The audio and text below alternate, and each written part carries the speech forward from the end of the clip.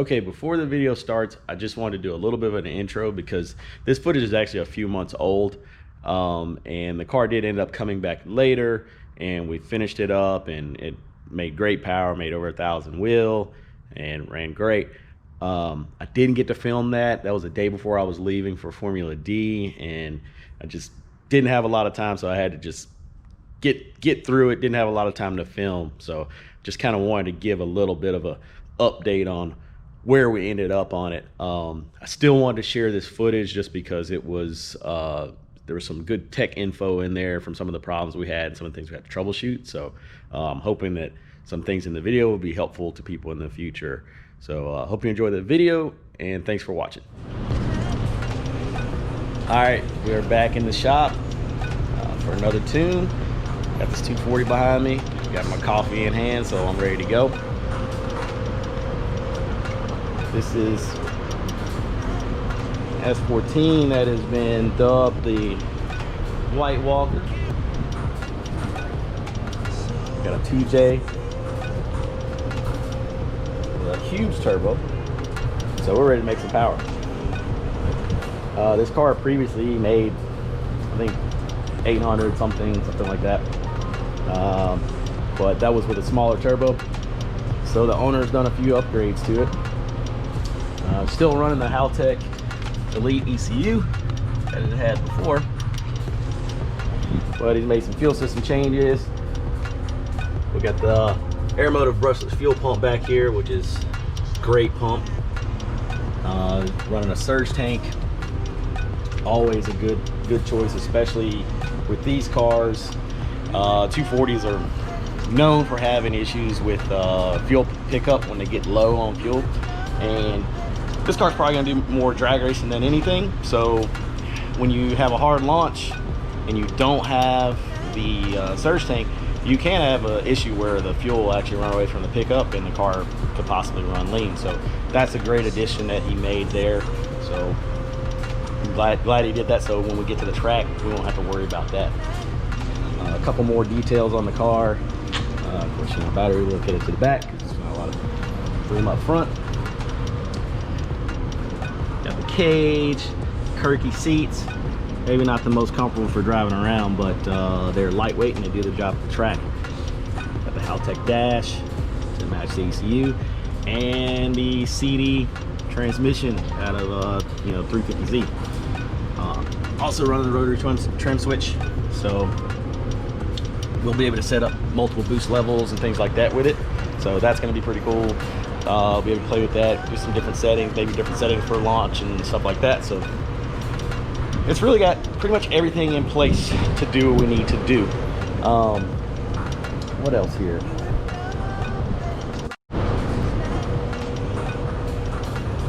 Additionally, we've got all the fuel that we can need. Like I said, we had the Aeromotive pump, but also got the new ID 2600 injectors. I got the AEM coil, so spark's not going to be an issue, and we are running flex fuel. You guys probably know by now, I really like the 85. It's just a great fuel. Gives us a lot of room to play with on boost and timing and stuff like that. So I don't think we're going to be limited in any way as far as making power today. As long as the car is ready for it, we're going to keep on turning it up. So let's get in. Now the first thing I have to do is this wire here from the Aeromotive brushless 5.0 pump.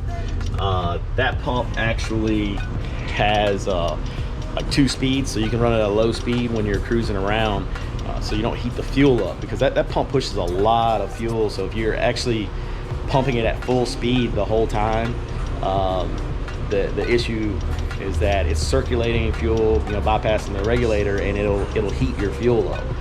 So you don't really want to do that. So you can run it at a low speed in order to not heat the fuel up so bad when you're cruising along. And then when it needs to actually go to the full speed, the ECU is going to tell it to do that. So first, I've got to pin that in. Danny's already ran the wire for me, saved me a little bit of time. So I'm going to pin that into the Haltech there, and then we can really get going. I've already built a bass tune for the car. I actually went out and looked at the car and everything beforehand, just to check it out. Sometimes I do that when cars are really highly modified. I will sometimes make a house call and check it out, because he was in a position where he couldn't even start the car because the previous tune was actually locked. A lot of tuners do that. It's understandable, you know, protecting your work and everything like that. But he had changed the injectors and could not start the car, so he couldn't check the car over with all the new changes he did with the turbo and injectors and all that stuff. So went out, got him set up with a base tune for the injectors and everything, got the car started, and now here we are at the dyno. All right, so we're a couple of hours into this thing now. Well, a few hours into this thing now, because I actually had to go over a few things with it. When I hooked up to the car, I noticed that the voltage, the battery voltage that was showing on the ECU was very low. It was showing about 12.5 volts while the car was running. It's a good bit lower than what you want to see when the car is running, if the charging system is working properly. So I took my multimeter and I checked voltage, you know, at the alternator there, you know, I checked it back in the back at the battery, and I really just want to make sure all that stuff was good. And I was seeing that 13.5 volts at the battery and at the alternator, but I was seeing 12.5 at the ECU. So I decided to go through and look at some things, and I found, after probing the ignition power wire for the ECU, that I truly was only getting 12.5 volts there. So what causes that? Unfortunately, this is an issue that I run into on a lot of swaps, whether it be like an LS swap in something, or a 2J swap, SR swap, whatever. I run into this with a lot of swap harnesses because they will power the ECU straight off the ignition switch pretty much. And a lot of times there can be a big voltage drop in your ignition switch, and it doesn't give the ECU the full voltage. The proper way to do that is to install a relay and use the ignition switch to switch that relay so it still turns on like normal, but we're going to feed the ECU with that power that we're getting direct from the battery without anything coming in between it, so that our ECU voltage is going to match the voltage everywhere else. It's important to me, and I'm pretty sure it's important to other tuners for that to match, because that's the voltage that your coils are going to get, that's the voltage that your injectors are going to get, and any other 12 volt sensors. And also, just for data logging and things like that, you're going to see the true voltage of the system. So if you have a voltage drop issue or something like that, you're going to pick that up in a data log. You're going to know that that's real, and that's the same voltage that your fuel pump is getting and that your alternator is putting out, and you know, everything else. You're going to know that that's right. So yeah, it took me a little while to fix that, but as I've said before, it's worth putting the extra time in to know that you fixed it properly. So now I know I got a good base to work from. Now there's still some other things, you know, we're gonna have to work on. We got to get this thing on the dyno so we can really figure out what's next. With any project like this, you just never know. There's always something that could come up. So we're gonna get her bolted up. Gonna get these welds off of here, get the hubs bolted on, and see how it goes.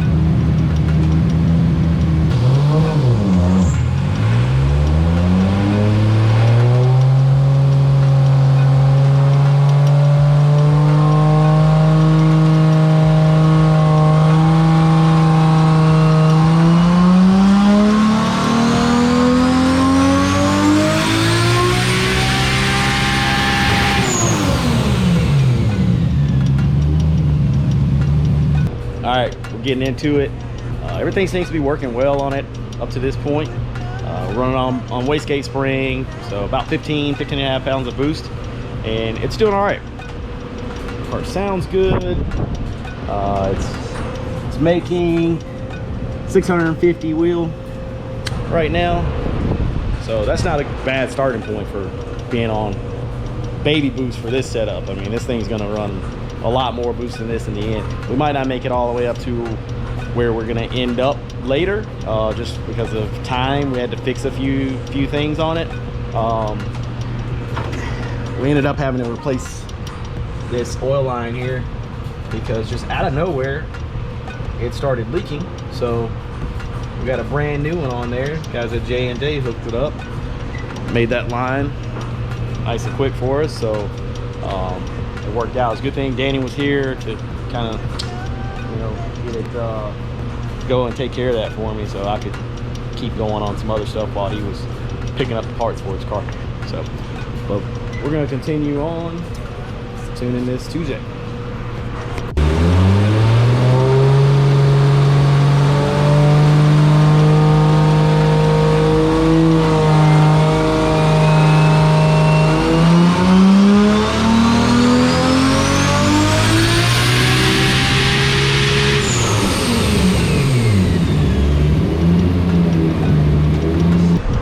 As you can tell, it's dark outside, so we've been here for a little while. It's been quite a day. We've been trying to figure some things out with the car. It's actually it's been mostly well behaved. It was just a couple little things that we talked about. So we finally got to the point where we were starting to turn the boost up, making some decent power, and the axle decided it didn't want to live anymore. We got grease everywhere, slinging. It's on the wall even. So hey, that's that. We try, sometimes we fail, but at just 20 pounds of boost we are making 750 wheel horsepower. That's pretty good considering with his old turbo he made mid 800s on 28 pounds of boost. So I think we'll get there with less boost and then continue on to make even more boost. So now he's gonna take the car, fix up a couple things, and then we will come back for round 2. So thanks for watching. Just gonna keep on trying to provide content.